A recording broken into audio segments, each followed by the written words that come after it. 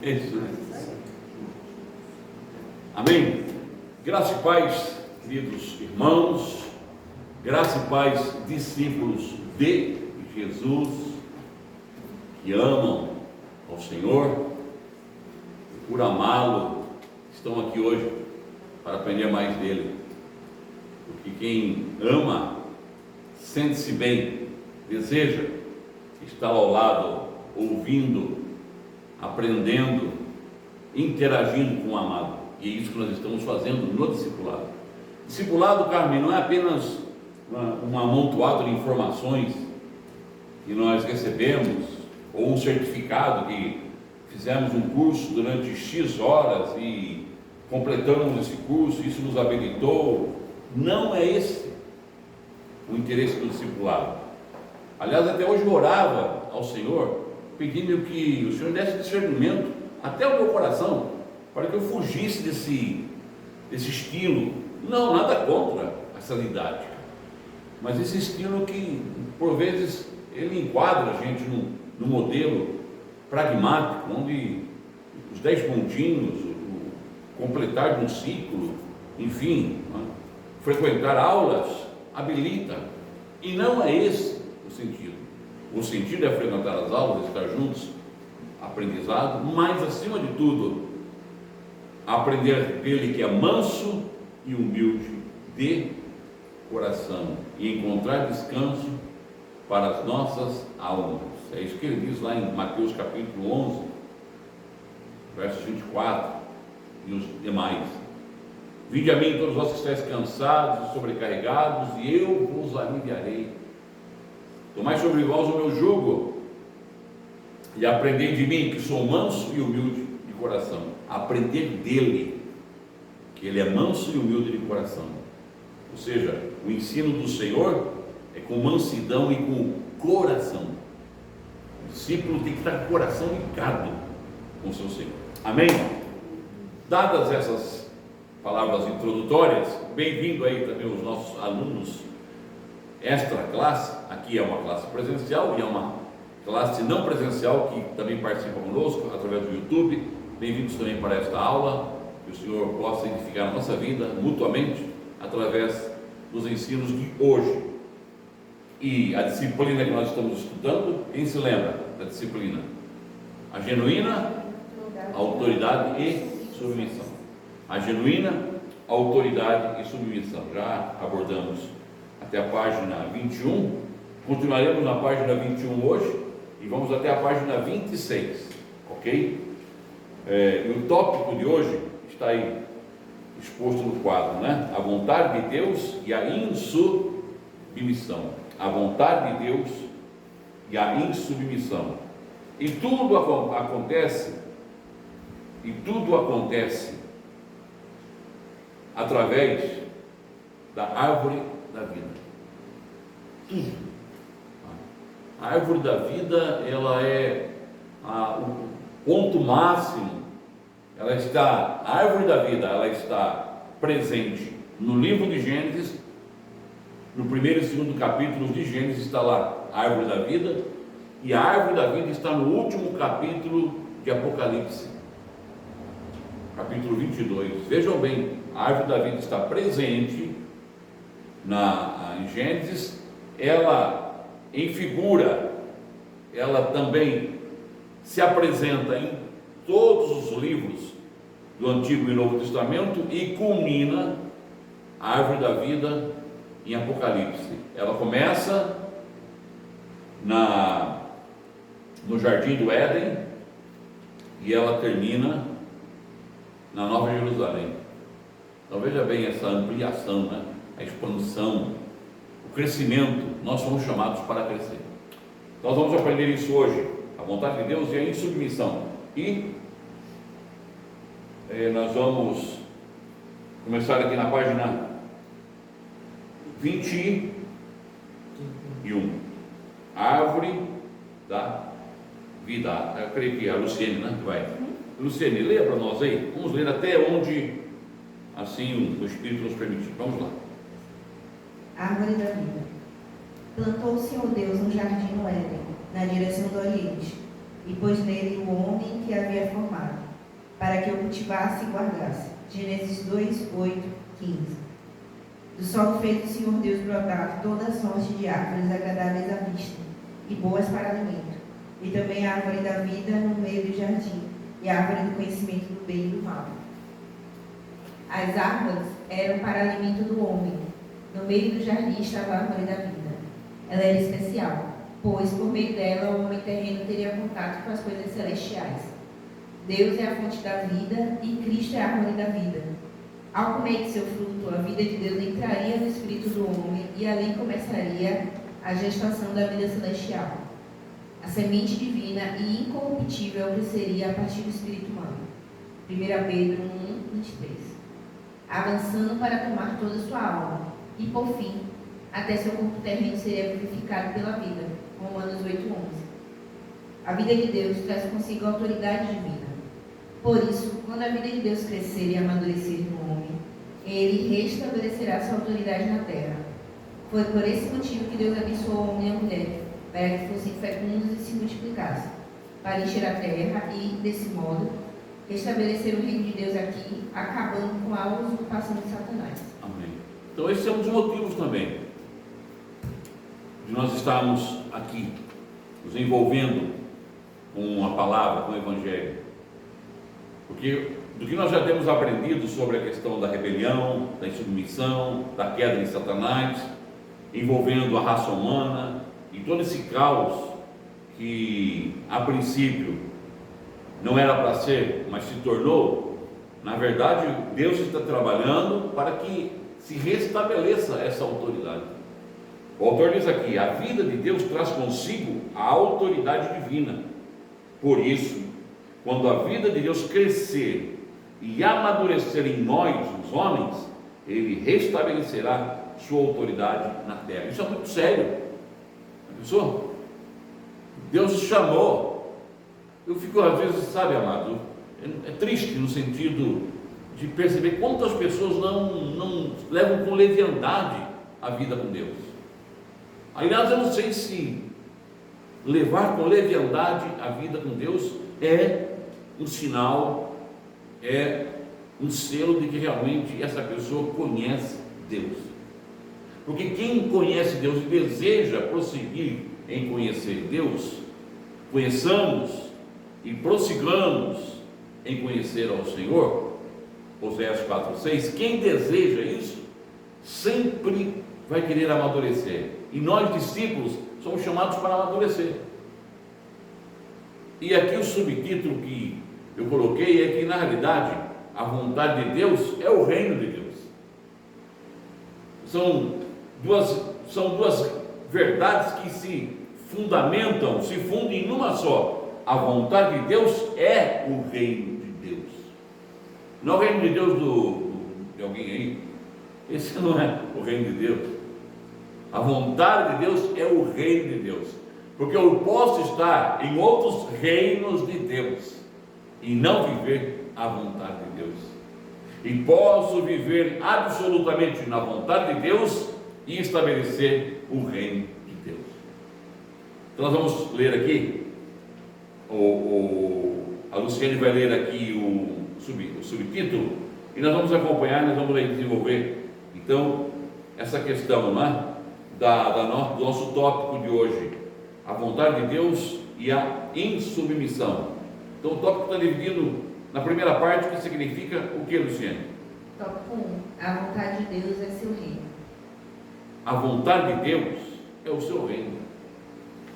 Quando nós vemos ali a criação de todas as coisas, Gênesis 1, todo o capítulo de Gênesis 1, o capítulo de Gênesis 2 e parte do capítulo de Gênesis 3, nós temos três versões, três registros.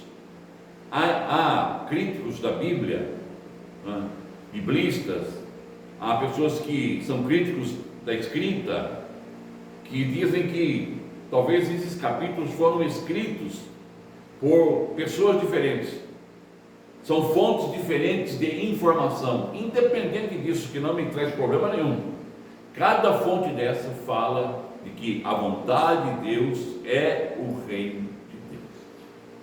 Capítulo 1, capítulo 2, capítulo 3. 1.1, Luciane. A criação geral é a abrangência.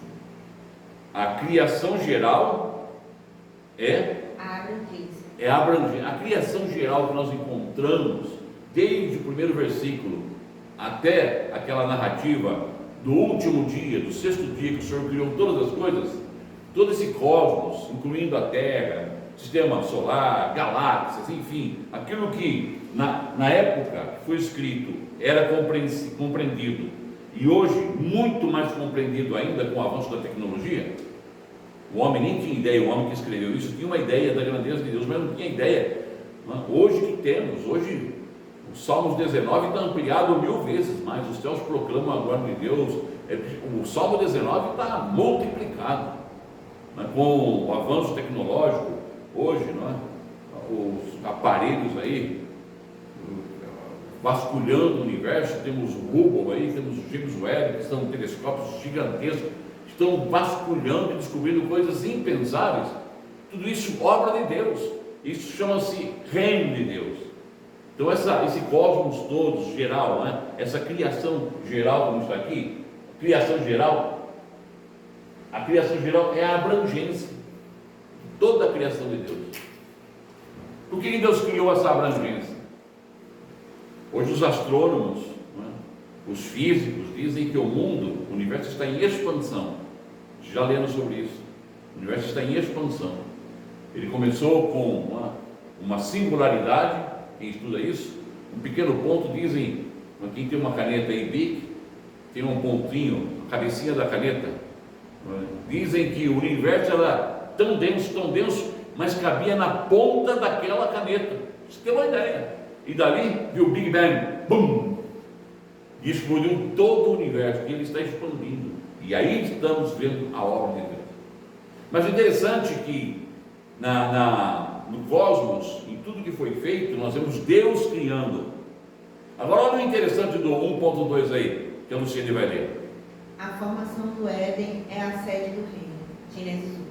A formação do Éden é a sede do reino. Se o universo é a abrangência do reino, a formação do Éden era a sede do reino. Agora é interessante, algumas versões dizem que Deus trabalhou, Deus criou o universo, mas formou o Éden. Para Deus formar o Éden, diz que Deus plantou o Éden. Há uma versão que diz que Deus plantou um jardim. Para Deus plantar um jardim, ele teve que o quê? Trabalhar. Ou seja, a autoridade não é uma coisa que você recebe passando manto assim. Hoje nós temos um evangelho estranho, onde as pessoas recebem através de um passe gospel, uma mandinga gospel, uma unção. Passa a capa aí, nada disso. Na autoridade, a autoridade é algo de trabalho. Deus plantou um jardim, e esse jardim era a sede do governo de Deus. E esse jardim era para ser entregue, foi entregue na mão de Adão. Adão era o delegado, foi delegado a Adão o governo de tudo isso. Deus plantou um governo, plantou uma sede, gerou uma sede, um local, um ponto, um lugar estratégico, logístico. Deus fez com suas próprias mãos, colocou o homem lá e disse: agora você vai governar. Olha que coisa tremenda. A autoridade é trabalhada. A autoridade é trabalhada. No Antigo Testamento e no Novo Testamento, é interessante que a questão de, por exemplo, de autoridade na igreja, apenas para vocês terem uma ideia, os alunos que estão também nos assistindo, talvez você nunca pensou nisso, mas é bom pensar. E esta é a realidade. Na igreja primitiva, o Espírito Santo separava aqueles que trabalhavam mais, os que tinham mais tempo de caminhada. Você vê, Paulo se converteu, capítulo 9 de Atos dos Apóstolos, já estudamos isso, lá na estrada de Damasco. Foi para Damasco. O Senhor levantou um profeta chamado Ananias, foi Ananias que foi orar por ele. Ananias era um ancião mais maduro, tinha nascido primeiro no reino. Ele era autoridade porque tinha nascido primeiro, ele era primeiro do que Paulo. E Saulo, com toda aquela capacidade que tinha, e Saulo, mesmo Deus dizendo a Ananias, esse para mim é um vaso escolhido, precisou ficar 14 anos se preparando para depois se apresentar e ser nomeado, e ser ordenado ministro. Então tem que ter um trabalho. O mais maduro tem autoridade, o menos maduro aprende com autoridade e depois adquire experiência, se torna autoridade. E era isso que Deus estava fazendo, trabalhando. Deus trabalhou e entregou para o homem o trabalhar. Não foi isso que Deus falou? Quando Deus coloca o homem lá no jardim, o que ele disse? Te coloquei aqui para você cuidar, arar, trabalhar e guardar o jardim. Quer ver? Deus delegou a autoridade, cara, para o homem. Então, se a criação global, a criação geral é a abrangência do reino, a criação pontual, a edificação local é o governo, a sede do reino. E agora vamos olhar, quem quer ir um pouquinho mais longe? Vamos ver o Felipe aqui, tem uma mente assim, que prescruta. Hoje, como é que Deus trabalha? Qual é a sede onde Deus trabalha hoje? Nossa, a igreja. A igreja. Por isso que ele diz: edificarei a minha igreja, e as portas do inferno não prevalecerão contra ela. É a igreja. Eu estou escrevendo um livro baseado em Apocalipse, capítulo 2, versículos 4 e 5, que é a igreja de Éfeso. Aquela igreja que foi aprovada pelas boas obras que fazia, pelo trabalho, pelo ardor, uma igreja que trabalhava, entretanto deixou o primeiro amor. Deixou o primeiro amor. E é interessante que, se você ler sobre as 7 igrejas que estão no Apocalipse, elas são representadas por um candelabro, lá no capítulo 1, verso 8 de Apocalipse. O candelabro representa a igreja. Quando João ouviu uma voz, ele ouviu uma voz que falava com ele, era a voz de Cristo Jesus, ressuscitado, em glória, coroado, glorificado. Mas quando ele vira, ele não vê ninguém, ele vê o quê? O candelabro, a voz saía do candelabro. O candelabro era a autoridade. A igreja é a autoridade da voz de Deus. A igreja representa a voz de Deus. Amém? Olha que tremendo. Nós aqui no discipulado estamos sendo trabalhados para representar a autoridade de Deus. Isso é tremendo. Continuemos no CN 1.3. Está muito boa essa leitura. Fantástico. Continue aí. Em nome do Senhor. A obediência é lei e ordem do reino. Se a criação total, absoluta é a abrangência, a edificação de Deus no Éden é a sede, a obediência é a ordem do dia e a lei no reino. Tem que haver. O que nós estamos vivendo hoje, que geração que estamos vivendo? Você tem acompanhado os dias de hoje? Estamos em tempos de caos. Na realidade, o que está governando o mundo, um cara com proposta de democracia, direita, esquerda, extrema-direita, extrema-esquerda, centro, nada disso. Nós estamos vivendo um tempo de anarquia. Anarquia. Não há mais governo, não há mais ordem e lei. Cada um está entregue ao desejo da sua alma. Eu faço o que eu quero. O hedonismo, o amor a si mesmo, está governando. O egocentrismo, a egolatria está governando. É o que nós estamos vendo. E Deus nos chama, a igreja, nós discípulos, somos chamados para obedecer uma ordem e uma lei. Então, a obediência, a voz de Deus é a ordem e a lei desse reino. Esse reino. Não foi isso que o Senhor disse para o homem? Você pode comer de tudo que tiver, todos os frutos, todos os alimentos que há aí nas plantações, nas árvores, é para o seu alimento. Não coma da árvore do conhecimento do bem e do mal, porque do dia que dela comerdes, morrereis. É por isso que Jesus diz em João 8,44 que Satanás foi o primeiro homicida. Ele disse para os fariseus, para os religiosos da sua época, os saduceus, os escribas, zelotes: vocês têm como pai o diabo, porque vocês fazem a vontade dele. Ele desde o princípio foi infiel. Ele é o primeiro homicida, matou. O Senhor falou, diz aqui, se o homem comesse ele ia morrer. E Satanás levou o homem ao quê? Ao suicídio, a um suicídio existencial, a um suicídio espiritual, e o homem morreu espiritualmente, separado de Deus. Por quê? Porque não obedeceu a ordem e a lei desse reino. Que nós possamos obedecer. Reino de Deus.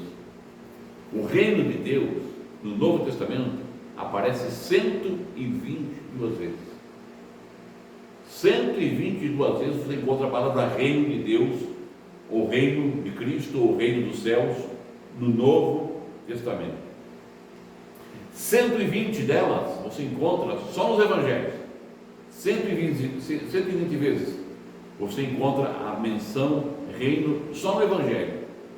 E dessas 99, quase 100 vezes saiu da boca de Jesus sobre o reino.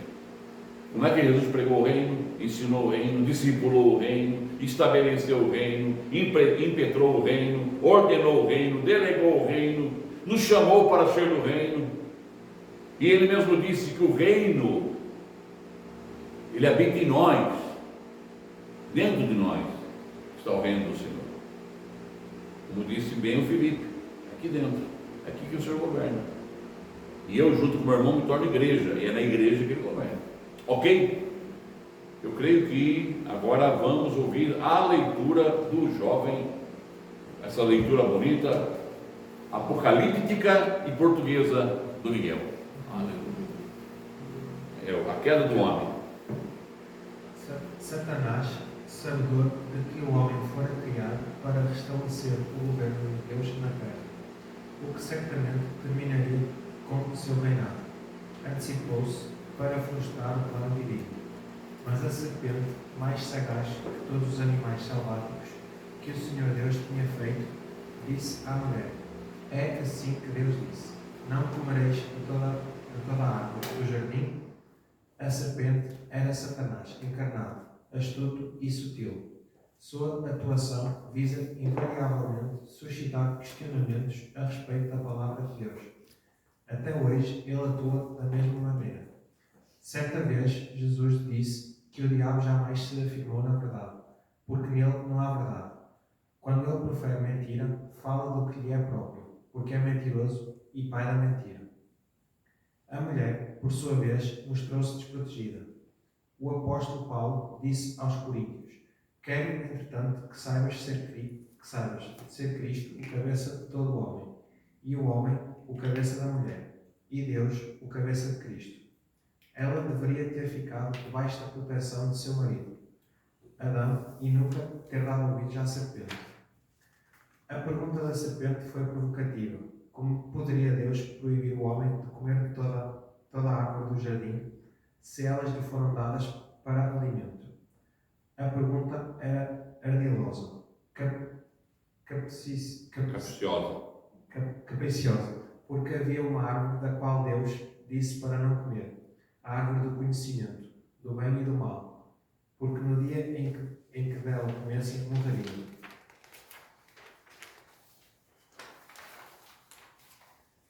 A maneira de Satanás é sempre usar de algum subterfúgio, atuar nos bastidores, às ocultas, nunca às claras.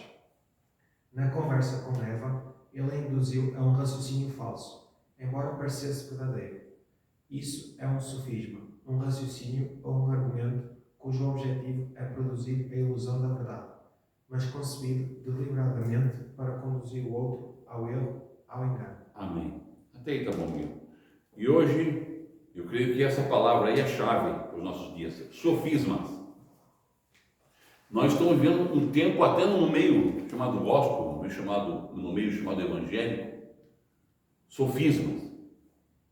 Parece, mas não é.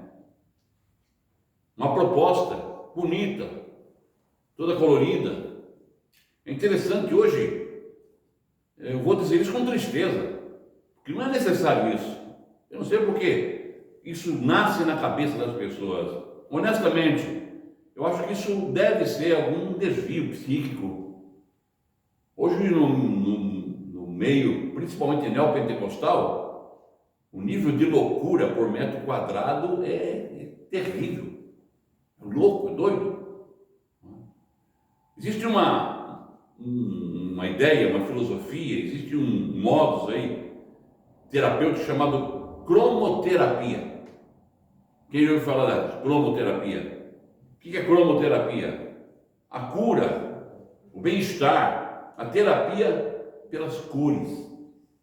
Cromoterapia. Hoje a ideia é não pintar o espaço aqui de uma cor e tal, porque chama atenção. E aí, meu amado, você está entrando aí num ambiente que produzindo um mecanismo, produzindo um sofisma, que é um mecanismo elaborado tecnicamente, de uma maneira superficial, plástica, arquitetônica, seja o que for, para iludir a sua mente. Jesus, ele foi tentado na cromoterapia.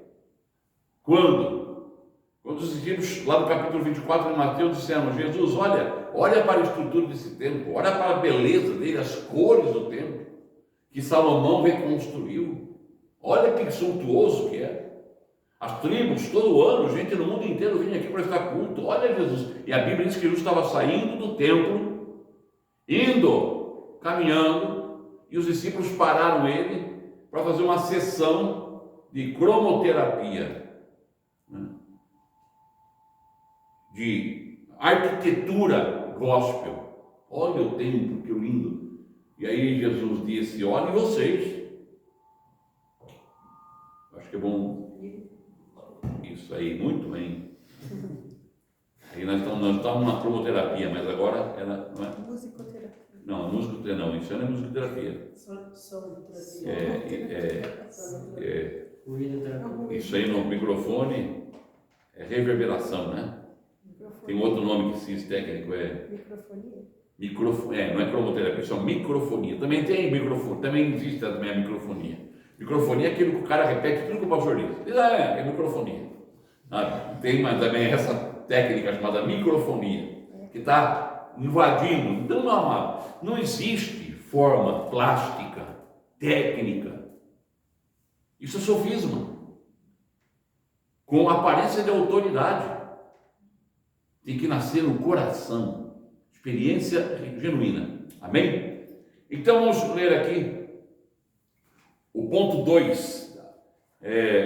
Miguel, aqui que está no quadro.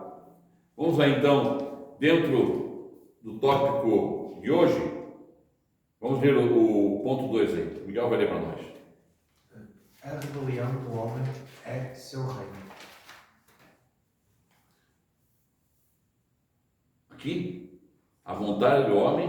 A rebelião do homem Isso. É seu reino. A rebelião do homem é o seu reino.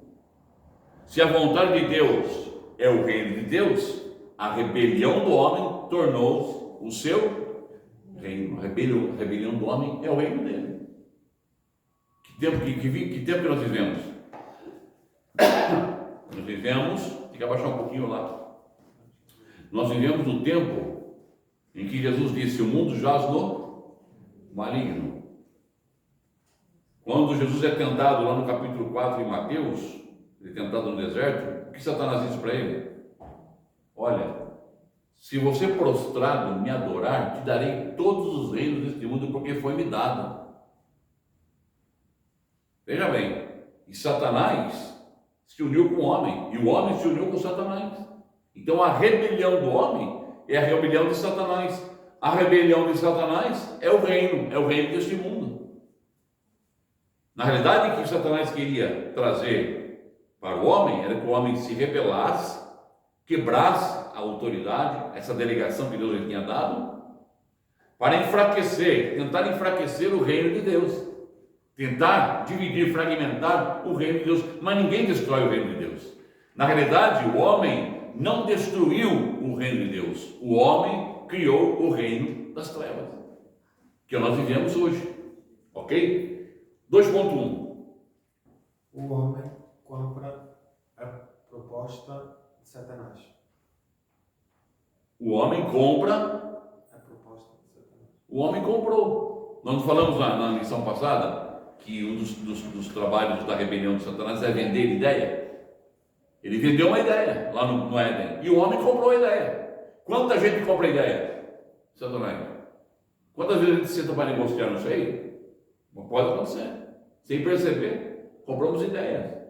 E aí vamos quebrando a autoridade de Deus na nossa vida. Então, a primeira experiência que vemos no Éden, quando a queda acontece, a rebelião acontece, é porque o homem comprou a ideia. Satanás vendeu, o homem comprou. 2.2, Miguel, nessa voz bonita portuguesa, com certeza, e do norte. Vamos lá. Estratégia: isolamento / individualidade / dúvida. Qual a estratégia que Satanás usa? Ele fez o quê? Isolou. Depois o quê? Ele isolou. Pode falar aí. Fez o quê? Individualizou. Isso para o homem. Ah, não, ele disse isso não é porque ele sabe que isso. Primeiro ele isolou a mulher. Trabalhou isoladamente. Depois, não é? Ele individualizou a questão. Não, o poder não vai ser só dele, vai ser seu também. Vai ser o poder que você vai ter. Ele disse isso, mas ele sabe que o dia que você comer desse fruto, você será igual a ele. O problema da rebelião, amada, é quando nós começamos a ficar, sabe, começamos a nos isolar da verdade de Deus e começamos a individualizar a nossa espiritualidade, a nossa fé, a nossa maneira de ser. Conhece gente assim? Tem gente assim. Outro dia, encontrei aqui uma vez um senhor aqui, ele veio no culto, umas 2 ou 3 vezes. Não, do jeito que está aí, não é desse jeito. Uma pessoa individualizada, uma pessoa egocentrista, um crente daqueles que não aceita nada de ninguém e se acha a última Coca-Cola do deserto, o último pacote na bolacha, né? O último pacote na bolacha, né? Uma bolacha no pacote. E aquela velhinha em cima assim, né? Cerejinha no topo do bolo. E tal. Aí um dia eu cruzei com ele aí na rua, o super grande, né? O super grande não tinha nada, numa atitude assim bem, né? Uma atitude bem de sofisma. E aí você percebe que não. Mas o problema é que Satanás ele vai isolando a pessoa, ele vai individualizando o cidadão e vai colocando o quê? Dúvida. E aí a rebelião começa a acontecer. Eis que o autor diz que aconteceu lá no Éden. Você lembra, nós já lemos o capítulo 1, capítulo 2, estamos no capítulo 3. Todo aquele enredo, Carmen, da queda é porque Satanás conseguiu isolar, individualizar e colocar dúvida, questionar o poder de Deus. E quando isso acontece, Felipe, está um ambiente criado para rebelião. Continuamos a leitura, Felipe, continua agora com a leitura para nós, amém? De onde, Miguel, estamos caminhando para a última divisão aí do estudo de hoje. Vamos lá. Felipe com a sua voz soteropolitana. Então, se tiver algum soteropolitano aqui, lembre-se, né, que os soteropolitanos ainda estão vivos, aleluia, e ativos no planeta Terra, né? Vamos lá. Eva, desprotegida e vulnerável, resolveu então defender Deus. Do fruto das árvores do jardim podemos comer, mas do fruto da árvore que está no meio do jardim, disse Deus: dele não comereis, nem tocareis nele, para que não morrais. Só que, ao fazê-lo, acrescentou: nem tocareis nele. Não se deve acrescentar nem omitir nada à palavra de Deus. É uma indicação de que ela já tinha sido atingida. Uma vez afetada, Satanás já não precisava de meias palavras, por isso afirmou categoricamente: é certo que não morrereis, porque Deus sabe que no dia em que dele comerdes, se vos abrirão os olhos, e, como Deus, sereis conhecedores do bem e do mal. Foi desse modo que Satanás insinuou na mente de Eva que Deus lhe havia mentido, porque não queria que o homem tivesse a capacidade de discernir o bem e o mal, pois assim já não precisaria de Deus. Pode continuar. Naquele momento, a mente de Eva foi corrompida. Em seguida, sua emoção também o foi, e por fim, exercendo sua vontade, tomou a decisão de comer da árvore do conhecimento. Vendo a mulher que a árvore era boa para se comer, agradável aos olhos, e a árvore desejável para dar entendimento, tomou-lhe do fruto, e comeu, e deu também ao marido, e ele comeu. Amém? Então temos aí, Felipe, olha, tudo que falamos aqui na segunda divisão do estudo de hoje. Todo conteúdo. Veja como foi bem elaborado a tentação, como foi bem elaborado. O problema não foi o homem pecar. Se o homem tivesse errado, vacilado em qualquer outro ponto, ele teria o perdão de Deus.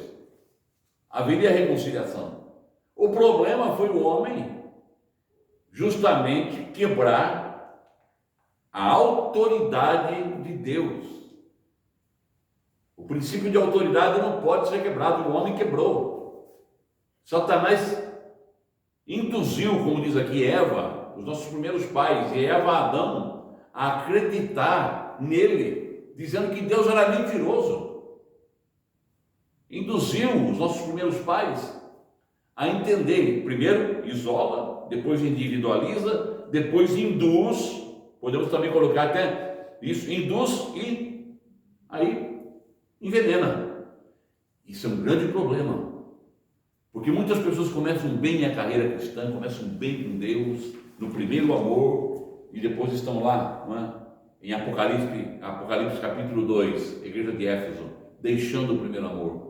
Porque começam também a se isolar, começam a ouvir os sofismas, começam a se individualizar, começam a ser induzidas, e quando se dão conta, já perderam aquela confiança, aquela alegria, a dependência, a submissão ao Senhor, que não é uma submissão hipócrita. Deus não é um déspota.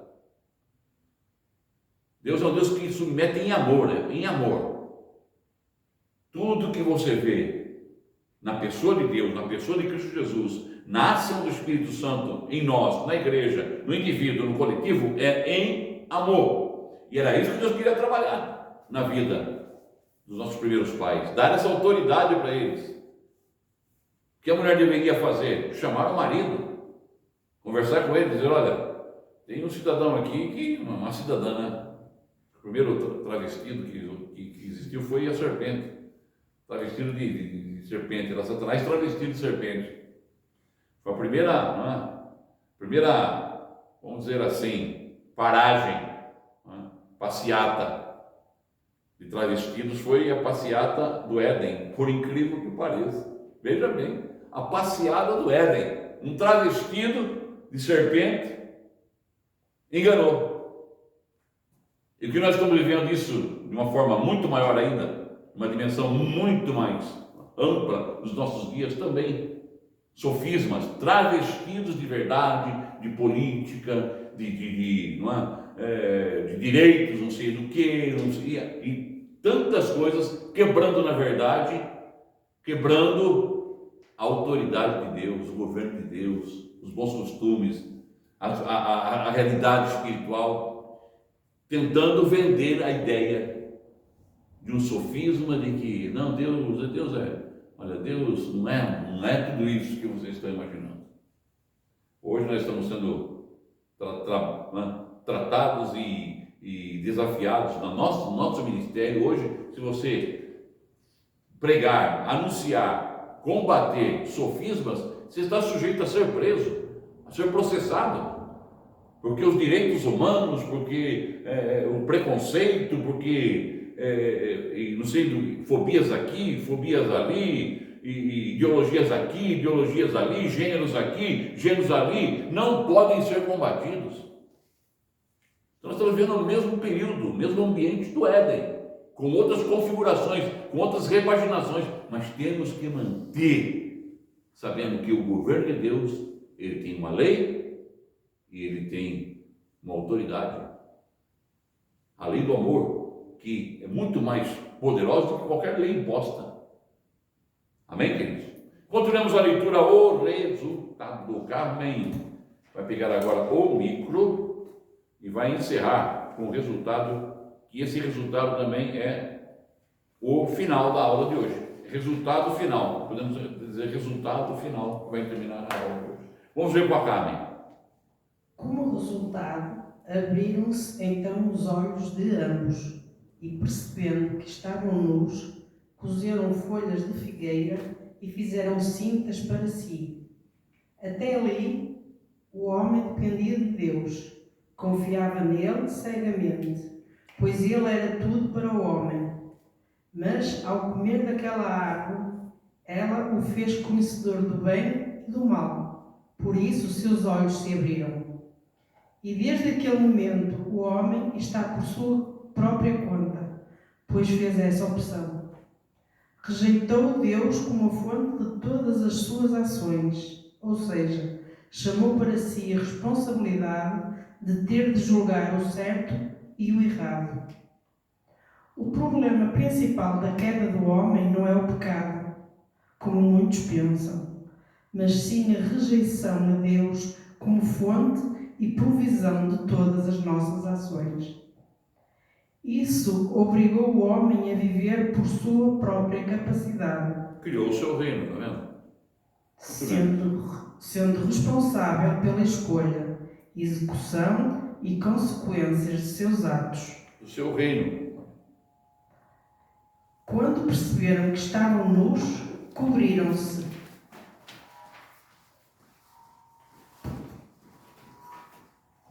Com folhas de figueira, algo muito frágil e provisório diante de tanto tamanho problema. O homem caiu na armadilha da cilada do diabo, pois, assim que percebeu a capacidade de discernir o bem e o mal, ele tenta, por seu próprio esforço, fazer o bem, fazer o certo, ajeitar uma situação, isto é, cobrir sua vergonha com folhas de figueira. A Bíblia nos ensina que nossas justiças são como trapo imundo. Mas todos nós somos como o imundo. Somos como o imundo. E todas as nossas justiças como trapo da imundícia. Todos nós murchamos como a folha, e as nossas iniquidades, como um vento, nos arrebatam. Amém. Isaías 64, 6. Amém. Então, olha, veja aí, como resultado, o homem que queria ser individual se individualizou. O homem que queria se isolar, se isolou. O homem que queria governar, governou. Enfim, só que isso trouxe, na realidade, um governo absolutamente contrário. Paz do Senhor, Deus abençoe. Benção. Um governo totalmente contrário ao governo de Deus. E aí nós vamos encerrar, lendo aí, a Carmen vai ler para nós, terceira divisão do tópico de hoje. Vontade do reino de Deus e do homem. A vontade do reino de Deus e a vontade do reino do homem. O que aconteceu então com o resultado? 3.1.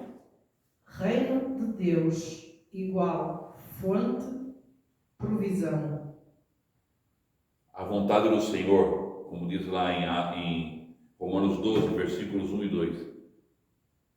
Diz assim, Romanos 12, 1 e 2.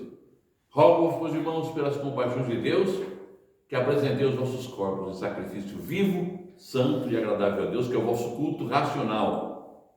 E não vos conformeis com este século, mas transformai-vos pela renovação da vossa mente, para que possais provar a boa, perfeita e agradável vontade de Deus. A vontade de Deus é boa, perfeita e agradável. Amém? Vamos lá. 3.2. Reino do homem. Primeira de Cobiça, João. /orgulho, /vaidade, /poder.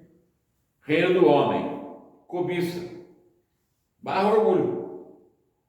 Vaidade e poder. Isso que o homem queria. Lá em 1 de João, no capítulo 2, diz isso. Que aquele que ama ao mundo, o amor do Pai não está nele. Mas que o coração dessa pessoa, na verdade, é cheio de cobiça, concupiscência dos olhos. Se vocês vão ler aqui, acho que é até bom nós encerrarmos lendo 1 de João, capítulo 2, depois eu vou ler para nós, versículos 15 ao 17, porque foi esse o resultado da queda, o resultado da rebelião, é o reino do homem governando. Entretanto, olha o conteúdo desse reino, a lei desse reino, os princípios desse reino, o resultado desse reino. Quem se alimenta desse reino, se alimenta disso aqui. E isso produz o quê? Morte. Morte é condenação. Primeira Epístola de João, capítulo 2, versos 15 ao 17.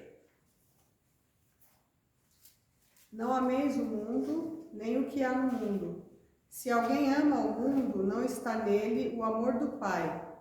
Porque tudo o que há no mundo... Porque tudo que há no mundo... A concupiscência da carne, a concupiscência dos olhos e o orgulho da riqueza não vem do Pai, mas do mundo. Ora, o mundo passa com suas concupiscências, mas o que faz a vontade de Deus permanece eternamente. Está vendo? Mundo, reino e vontade de Deus. Olha o contraste. Filipe, olha o contraste. Mundo, reino do homem, governo do homem, mas a vontade de Deus permanece para sempre, eternamente. Esse mundo passa, diz aqui, vai passar. Mas a vontade de Deus, o governo de Deus aqui permanece.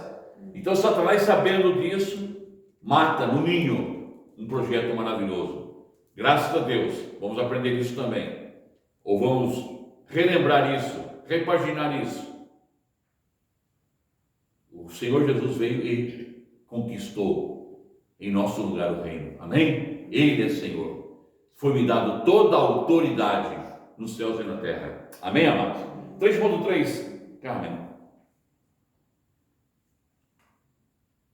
O reino de Deus igual justiça, paz, alegria no Espírito Santo. Não é isso que está lá? Acho que está em 1 Coríntios. 1 Coríntios 14. Mas o reino de Deus é o quê? Justiça, paz e alegria no Espírito Santo. 1 Coríntios 14, 7. O que diz aí? 17, Porquanto o reino de Deus não consiste em comida e bebida, mas é justiça, paz e alegria no Espírito Santo. Amém? Esse é o reino de Deus. 3.4, para encerrar. Reino da rebelião. Homem. Injustiça, guerras, tristezas, cobiça e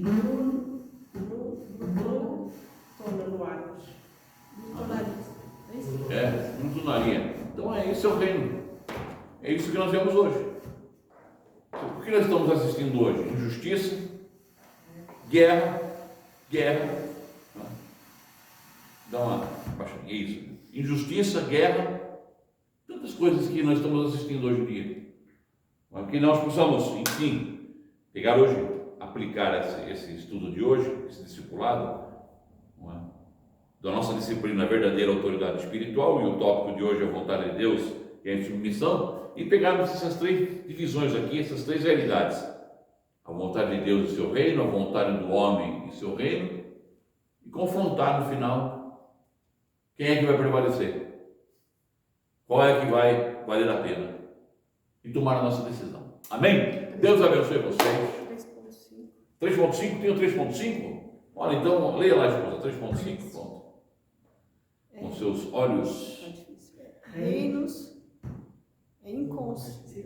inconciliáveis. São reinos inconciliáveis. Isso está certo, essa promessa deve ser inconciliáveis.